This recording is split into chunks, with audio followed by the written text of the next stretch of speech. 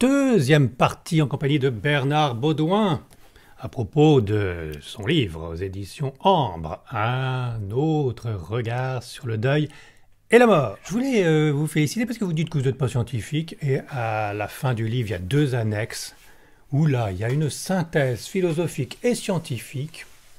C'est nickel.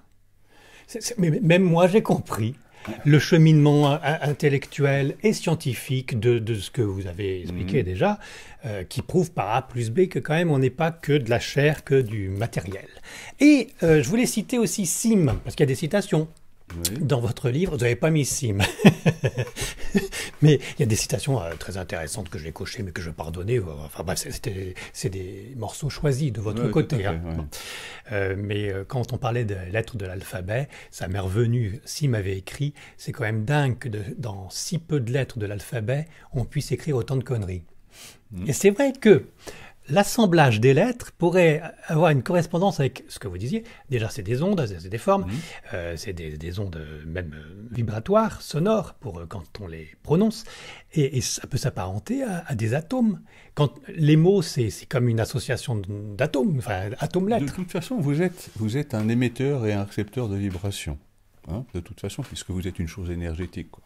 Donc, de toute façon, tout ce que vous allez rencontrer, toucher, de toute façon, comme c'est que de l'énergie, une formulation d'énergie, de toute façon, ça a une émission vibratoire. Et en fait, la rencontre que vous allez avoir, votre énergie, avec l'énergie d'un livre ou d'une chose ou d'une personne, c'est ça qui va faire que ça va matcher ou que ça va pas matcher. C'est ça qui va faire que vous allez accrocher sur le contenu d'un livre ou pas. C'est ça qui va faire que vous allez accrocher avec quelqu'un ou pas. Ou que vous allez, dans une brocante, acheter un tableau plutôt qu'un autre. Derrière les apparences, qui sont sur le fait de j'aime pas, ah oui, ça me plaît, toutes ces choses, ah les couleurs, c'est bien, et tout ça. Derrière tout ça, il y a un processus qui est un processus de reconnaissance énergétique, en fait. Il n'y a pas le concept spiritiste d'un esprit qui nous dirait « Tiens, prends cet objet Non. Moi, personnellement, je ne connais pas ça du tout. Je veux dire, la chose... On ne peut pas être influencé par des esprits mauvais ou bons. On peut revenir à la littérature d'Alan Kardec, mais pourquoi pas, quoi. Vous en parlez dans le livre. Oui, non, mais je veux dire, bon, quelque part, mais à un moment donné, ça correspondait effectivement à une période, à une époque où on n'avait pas beaucoup plus avancé, beaucoup plus investigué sur la réalité de notre existence et de comment on fonctionne comment dire. Je parle beaucoup, dans les deux livres sur le voyage de l'âme. Le voyage de l'âme. Je parle effectivement de ce qui se passe, des témoignages qu'il peut y avoir, parce que beaucoup de gens ont travaillé sur ça, et je suis loin d'être le premier, et ça fait des milliers d'années que les gens travaillent là-dessus, je veux dire, sur le fait qu'effectivement, après la mort, il se passe des choses. Moi, ce dont j'ai parlé, ce que j'ai pu expérimenter, moi, aussi, d'une certaine manière, c'est pas, effectivement, la définition des esprits bons, des esprits mauvais et toutes ces choses-là. C'est toujours des transferts d'énergie. Il y a un univers spirituel, au-delà du monde matériel, dans lequel on peut avoir plusieurs dimensions, on peut avoir des communications, on peut avoir des contacts. Moi, je ne connais pas, personnellement, et ça n'engage que moi, ces références-là qui... pour moi, ce sont des références d'un autre temps. Je les respecte, hein, je m'y suis intéressé, j'ai travaillé dessus et toutes ces choses-là. Il n'y a pas de souci. Maintenant, je considère qu'on est un peu dans une autre connaissance de comment on fonctionne et de ce que l'on est. Je dirais donc, quand on nous décrit scientifiquement, alors je suis désolé d'employer ce mot parce qu'effectivement, je n'ai pas de cursus scientifique qui permettrait mais n'empêche que il y a quand même beaucoup de sources maintenant, si on va aux meilleures sources, et je ne parle pas des réseaux sociaux, on est bien d'accord, qui nous démontrent que la moindre chose... Vous savez, c'est comme l'histoire du pendule. Quand vous travaillez avec un pendule, vous pensez que votre table, elle s'arrête là, et en fait, l'émission vibratoire de votre table, elle est 25 cm plus loin. Je veux dire, qu'on y croit ou qu'on n'y croit pas, c'est un phénomène qui est un phénomène énergétique, point barre, quoi. Oui, enfin, si on prend le pendule comme une vérité... Non mais le pendule, attendez, il faut arrêter avec ça. Le pendule, c'est pas quelque chose qui est vivant. Le pendule, c'est un... Vous avez un fil, vous pouvez prendre un cheveu et puis une bague au bout, vous pouvez faire un pendule. Après... Le pendule ne gire pas tout seul. Mais le pendule ne réfléchit pas. Le pendule, c'est simplement un accélérateur par rapport à vos réflexes neuromoteurs sur la perception que vous avez, vous, au niveau énergétique. C'est donc nous-mêmes qui faisons bouger le pendule. Non, on fait pas bouger le pendule, mais il y a un processus qui nous met en contact avec, effectivement, l'énergie de la chose sur laquelle on travaille. Ah oui, quand même. Quand vous cherchez un objet, ou quand vous cherchez une personne ou un animal ou toutes ces choses-là, ou vous perdez une bague ou une montre, je veux dire, il y a un processus qu'il faut bien se mettre en tête, c'est que vous allez vous connecter à l'énergie de cette chose-là, et à partir de ce moment-là, votre pendule, si vous ne bougez pas la main, on est bien d'accord, hein, va vous permettre de percevoir à un moment donné que la chose va être là plutôt qu'ailleurs. Moi, j'ai travaillé avec quelqu'un qui est décédé maintenant. Il avait travaillé avec la police et ils avaient retrouvé plus de 200 personnes.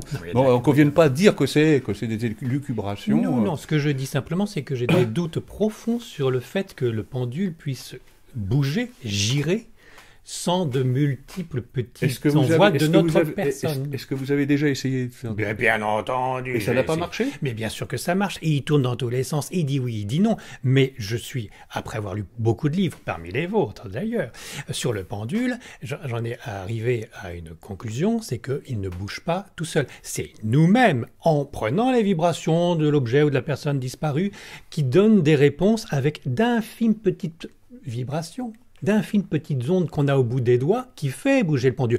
Le pendule qui bouge tout seul, ça serait aussi les tables tournantes et puis les objets qui volent à travers la pièce. C'est votre interprétation. Que vous ne suivez pas. Ah bah, je peux pas adhérer. Moi, j'ai écrit un livre sur le pendule, je peux m'en servir tous les jours.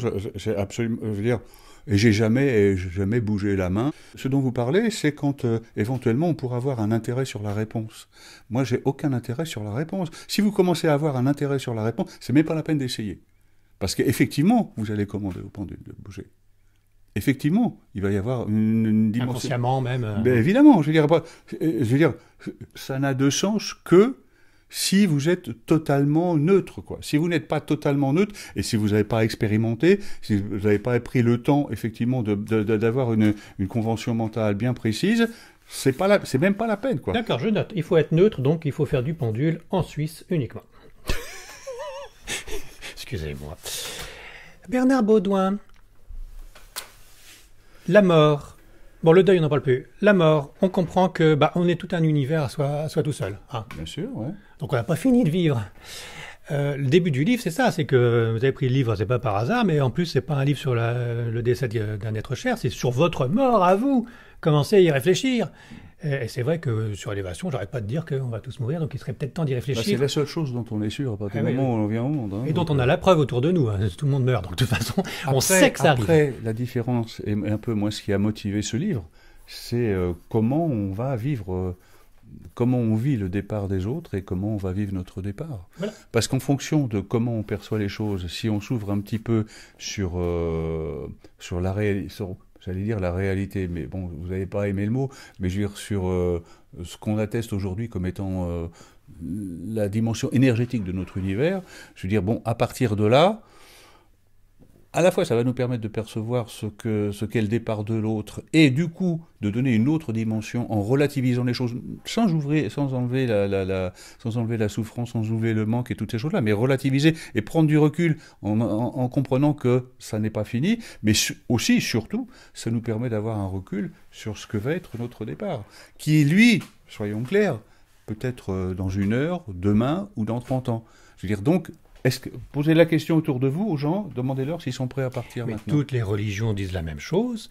Il faut prévoir son départ. Et ça peut arriver comme dans un voleur dans la nuit. Et qu'il ne faut pas perdre sa vie, justement, en pensant qu'on est immortel. Et éventuellement que la réincarnation existe. Donc il faut vraiment vivre chaque instant. Le problème de la réincarnation, c'est autre chose. Oui, mais ça peut y être associé sur le fait de vivre sa vie à chaque moment, à chaque minute. Attendez, de toute façon, si vous croyez à la réincarnation, ça sert à rien, et combien de fois j'ai dû dire ça en conférence, je veux dire, ça sert à rien d'aller chercher quelles ont pu être vos incarnations précédentes, parce que vous allez si vous allez jusqu'au bout, vous allez très très souvent été un voleur, un violeur, un menteur, enfin tout ce que vous voulez. Vous m'avez reconnu. Oui, bah oui, attendez, je connais bien. Et donc, la réalité, c'est que si vous croyez à la réincarnation, ça veut dire que vous êtes la suite de tout ça, donc vous êtes le porteur de tout ça. Donc c'est bien la preuve qu'il faut s'intéresser au présent, est-ce que vous êtes vous. Et concernant votre départ prochain, parce que faut bien savoir qu'une existence, c'est quelques décennies, c'est rien, hein, dans l'univers, c'est au niveau cosmique, c'est une étoile filante, quoi, c'est tout. Hein. Et donc du coup, à partir de là, ça permet de relativiser beaucoup de choses et effectivement de donner au présent une autre dimension. Parce que c'est là que ça se passe, c'est maintenant. C'est pas, voilà, et surtout quand on pense que, effectivement, vous savez, c'est le rapport qu'on a par exemple au souvenir. Le rapport qu'on a au souvenir, reste très attaché au souvenir. Or, l'être qu'on était au moment de ses souvenirs, il est mort. Déjà.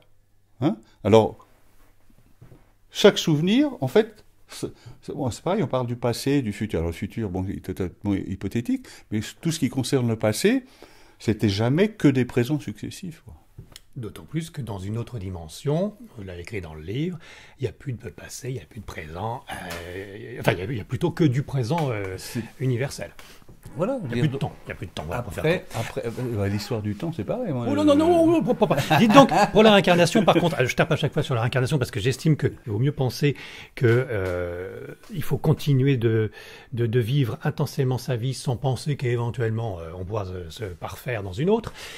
Et je trouve ça beaucoup plus positif. Mais ça peut remonter le moral, effectivement. On peut toujours dire, ah bah là, si je suis tellement malheureux, c'est à cause de mon karma. Il y a quand même, donc bon, ça c'est le truc habituel, il y a quand même une chose logique, analogique, c'est la génétique. Pour la réincarnation, on comprend bien qu'on récupère les tares génétiques des ancêtres et qu'il y a c'est pour ça que j'y vais, il y a transmission d'informations, parce que pour vous, l'information, c'est primordial. Il y a transmission d'informations par la génétique d'ancêtre à ancêtre. Vous savez, vous parlez de génétique, il faut quand même bien comprendre une chose, c'est que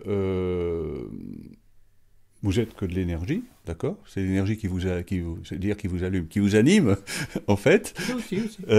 Mais en réalité, pour ce qui concerne le biologique, votre ADN, il a 400 000 ans. Hein. Eh oui. On est bien d'accord. Donc, et voilà. Et donc, tous les gens qui travaillent sur le transgénérationnel, par exemple, effectivement, travaillent sur, effectivement, ce qui a pu être imprimé à un moment donné et ce qui va pouvoir revenir dans cet ADN. Une sorte de karma. Ouais, si vous voulez, bon, le karma, maintenant, la notion de karma, ça a été tellement vulgarisé. Oui, mais c'est une sorte, vous voyez ce que oui, c'est bon, c'est les lois de cause à effet, quoi. D'accord. Et on peut transcender ces gènes, bonne nouvelle, c'est pas immuable.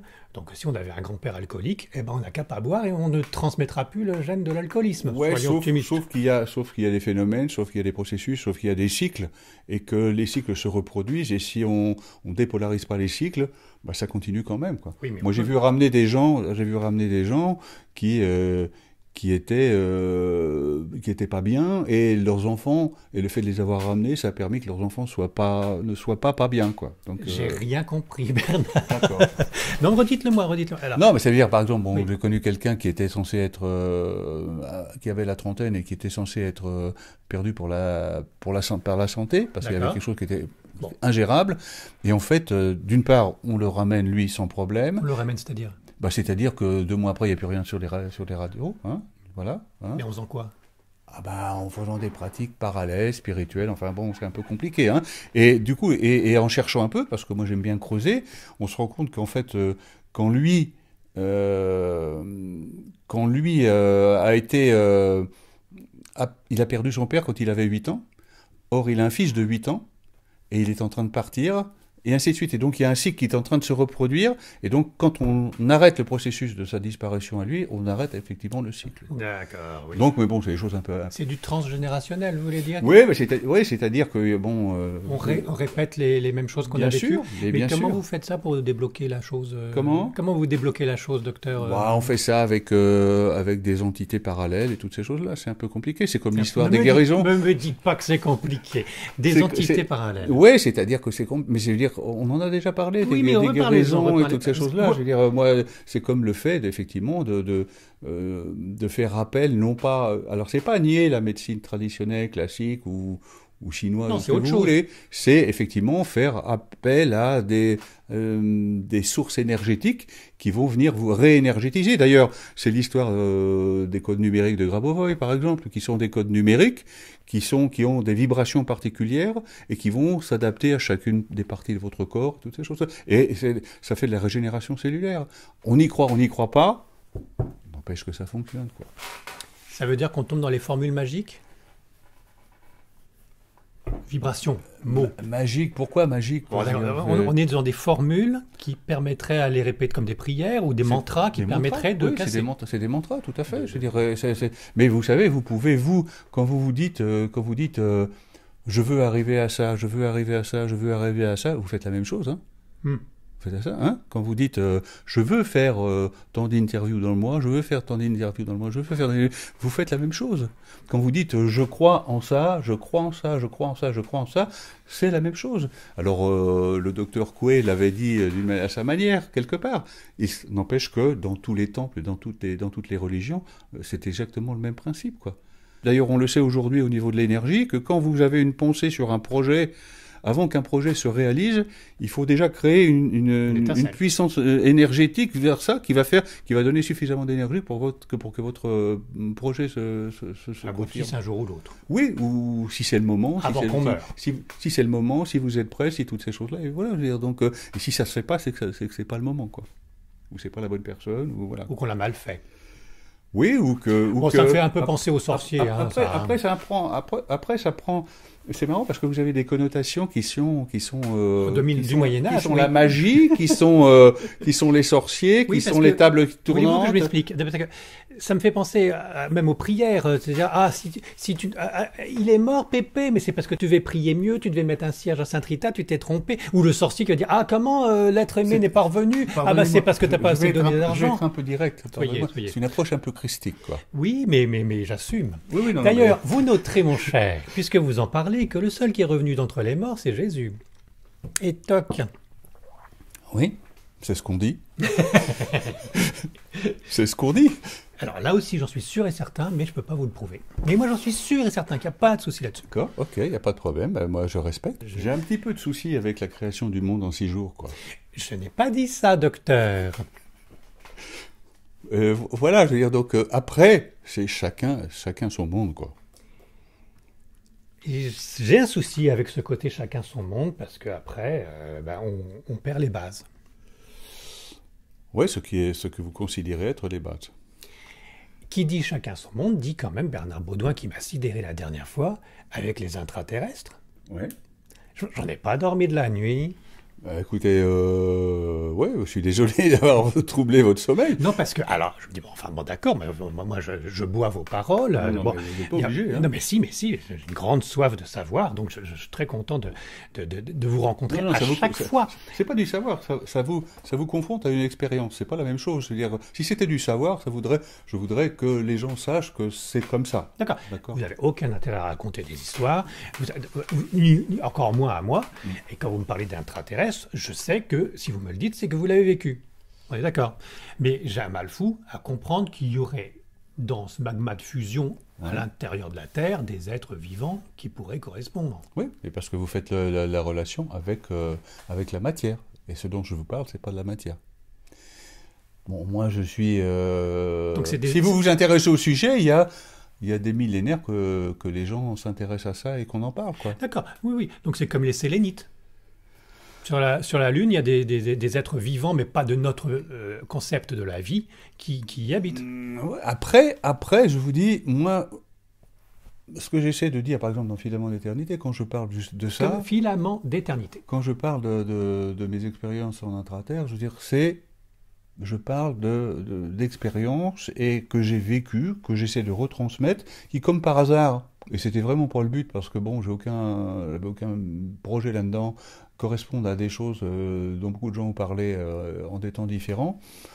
Donc voilà, et ce qui est intéressant, c'est comme par hasard, ce qu'il en ressort, c'est que ça a une certaine dimension et ça peut aider, pacifier, enfin voilà, tout ce qu'on veut, je veux dire. Donc après, je comprends tout à fait qu'on puisse dire, oula, où est-ce qu'on va?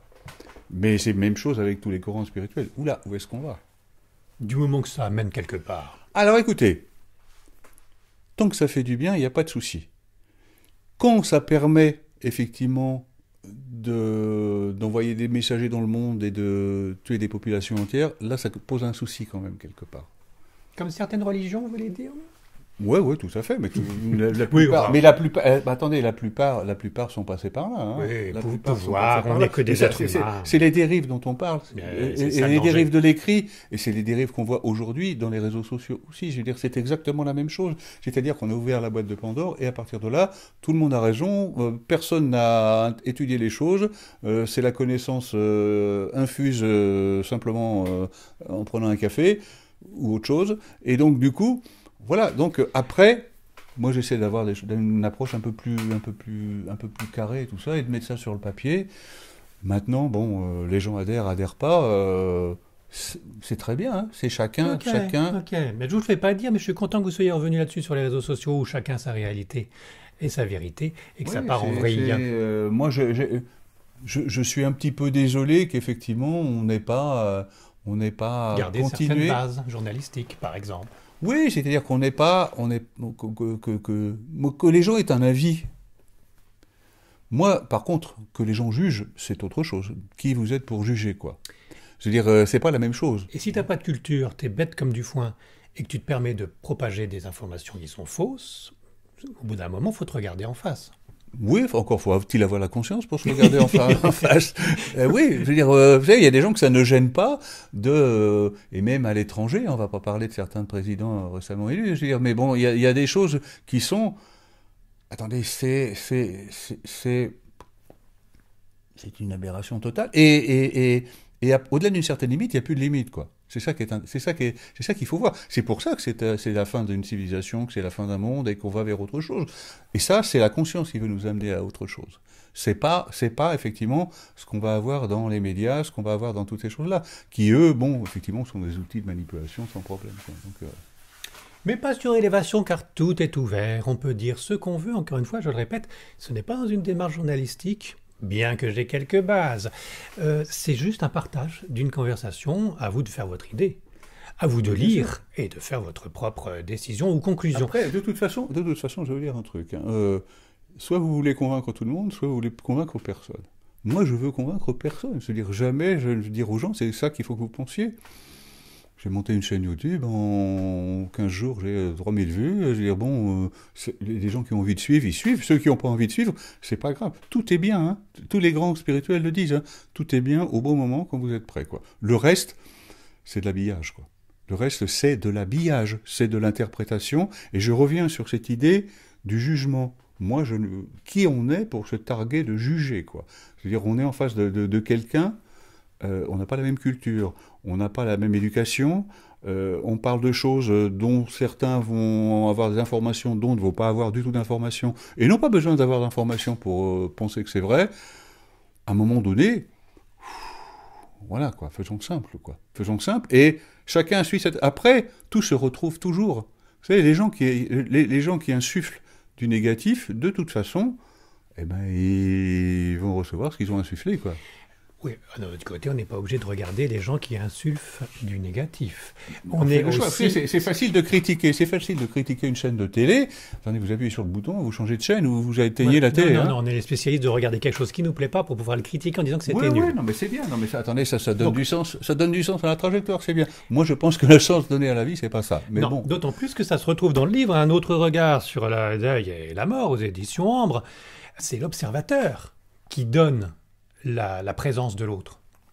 Bah oui, de toute façon, on existe déjà biologiquement et spirituellement, et puis on existe aussi dans le regard des gens qui sont autour d'eux. C'est les autres qui nous disent effectivement ce qu'ils perçoivent, et ça doit nous interpeller sur est-ce que c'est ça qu'on veut, est-ce que c'est pas ça qu'on veut, est-ce que c'est ça qu'on est... faut pas non plus que ça nous amène à vouloir changer pour correspondre au regard des autres, hein. Simplement... C'est quand, par exemple, j'ai un sujet de conférence qui est qu'est-ce que vous êtes venu faire et qu'est-ce que vous en faites? Quel est le sens? Moi, tous les gens qui viennent me voir, dans les stages, dans les ateliers, toutes ces choses, c'est tous des gens qui sont en quête de sens. Et je dis, le sens, c'est pas moi qui vais vous le donner. Moi, j'essaie de rendre des gens autonomes. Le sens, il est à l'intérieur de vous. Tous les potentiels, vous les avez à l'intérieur de vous. Expérimentez, quoi. Expérimenter en ayant quand même un bagage culturel avant, si ce n'est un bagage religieux. Bah oui, c'est-à-dire qu'à un moment donné, il faut savoir d'où on vient et comment on a été construit, est-ce qu'on a été construit ou pas, quoi. Il y a des gens qui n'ont pas été construits, hein. On va pas citer de nom. Non. C'est la fin de l'entretien avec Bernard Baudouin, un autre regard sur le deuil et sur la mort. On en conclut quoi avec ce livre aussi multiréalité que notre vie sur Terre? C'est-à-dire qu'il y a pas mal de passages tout azimut, hein. Il n'y a pas que le deuil et que la mort, ça va très loin. Qu'est-ce qu'on peut conclure, puisque c'est la fin? Eh ben, tiens, c'est vous qui vous y collez, puisque je l'avais écrit. Alors, face à la planète entière, pour conclure sur ce livre que vous avez édité chez Ambre. Bah écoutez, moi je serais tenté de dire, intéressez-vous à ce que vous êtes véritablement, au-delà des apparences, et à ce que vous échangez. C'est-à-dire que quand on perd quelqu'un, ce qui est important, vous savez, c'est comme quand je parle des livres. Dans un livre, ce qui est important, c'est pas l'auteur, c'est pas le livre en lui-même, c'est pas les mots, c'est ce qui reste. Et ce qui reste, c'est pas dans l'univers matériel, c'est dans l'univers spirituel que c'est. Et intéressez-vous à ce que vous êtes véritablement, donnez du sens à ce que vous faites, à ce que vous êtes, et ne laissez pas les autres vous détourner de ce que vous êtes, quoi. Chacun sa route, chacun son chemin. Bah, c'est-à-dire que oui, et surtout n'oubliez pas que l'essentiel, avec les êtres que vous avez, auprès desquels vous êtes, avant de les perdre, ou avant qu'ils vous perdent, l'essentiel de vos rapports, c'est pas le matériel, quoi.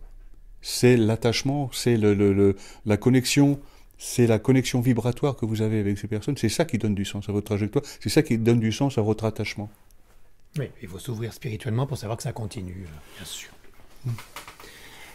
Il y a dans les citations Montaigne, que j'affectionne tout particulièrement, et je ne suis pas le seul, qui précise bien que, bon, je paraphrase, mais enfin, il n'a pas peur de la mort, ce qu'il a peur, c'est de comment il va mourir. Ouais. Et là, c'est vrai que, bon, à la limite, C'est pas très cohérent, quoi, quelque part.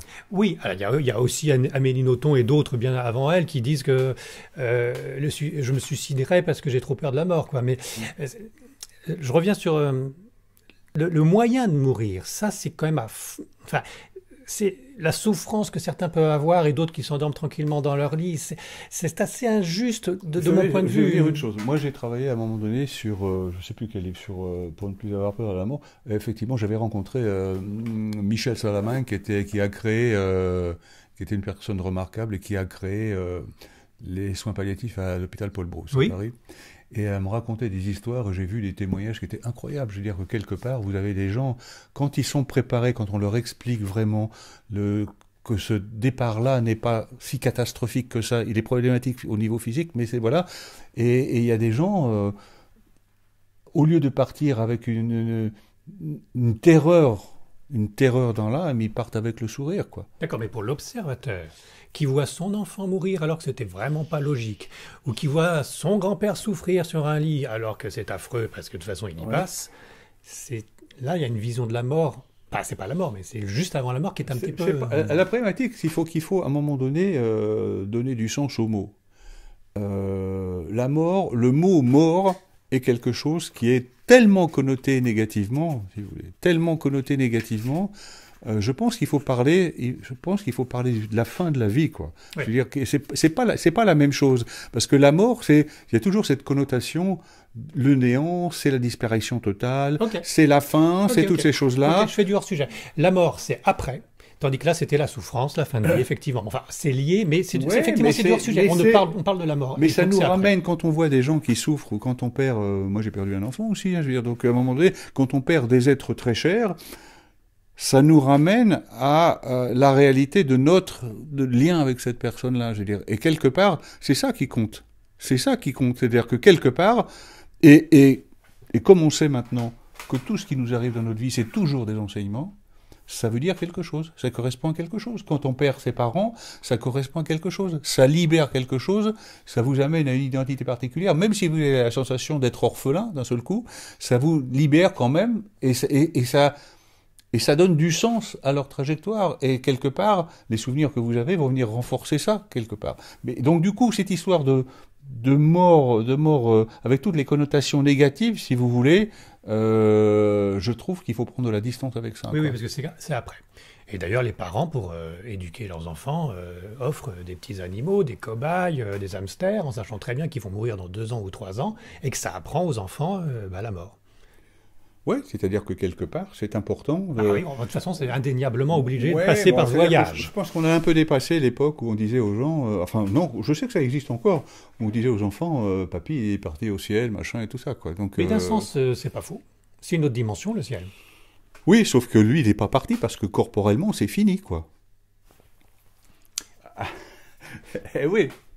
Eh oui. Il peut rester ses objets, il peut rester ses écrits, oui, on n'est pas loin du matériel. Mais lui n'existe plus, quoi. Oui, il peut rester des photos de papy. Ah oui, non, mais tout à fait. Non, ou des tableaux, si on est aristocrate. Oui, tout à fait. On termine donc l'entretien avec la bonne idée de Bernard Baudouin, qui n'en a pas qu'une de bonne idée.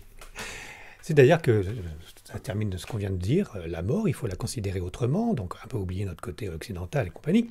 On meurt tous les jours. Hein. Bah, bien entendu. Regardez. Ah, je vais la passer après. Juste une dernière petite chose. Regardez l'histoire du sommeil. Le matin, vous vous réveillez. Il faut être plein de gratitude pour être là, parce que la vie est quelque chose de fabuleux, de fascinant. Mais vous pourriez ne pas vous réveiller. Est-ce que vous êtes sûr que vous allez vous réveiller ? C'est intéressant. C'est intéressant. Vous voulez que je cite Julien Doré qui dit que ce n'est pas moi qui me réveille, c'est mon corps qui me réveille. Encore un grand philosophe. Donc, alors, je reviens sur Bernard Baudouin, parce que, voilà, la mort, ça vous plaît pas. Ce que vous voudriez plutôt, et effectivement, j'ai trouvé ça très bien, au lieu de dire la mort, c'est l'âme hors du corps. Ouais. Donc voilà, très bien, bravo de l'avoir écrit. L'âme hors ou l'âme hors, c'est-à-dire corps lumineux, sublime. C'est ce que nous allons tous avoir d'ici quelques temps.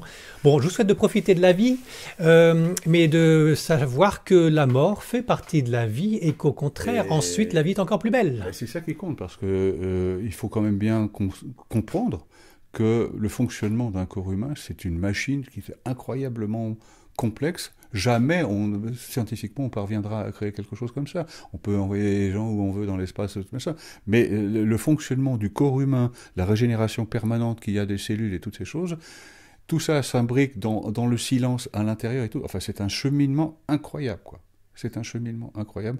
Et c'est pour ça qu'il faut être plein de gratitude quand on a, chaque matin, comme disaient certains, 1440 minutes à vivre dans une journée. Donc chaque jour, chaque matin, il faut être plein de gratitude pour être encore là. Et qu'est-ce qu'on va faire de ça ? Alors on peut se lamenter toute la journée, mais on peut en faire quelque chose de grand et de beau, quoi. On est en train de passer le dernier jour du reste de notre vie, comme dirait Étienne Dao. Merci Bernard Baudouin d'être venu chez moi, d'avoir fait de la route. Merci beaucoup. Merci à vous. Et merci à vous. Et à bientôt.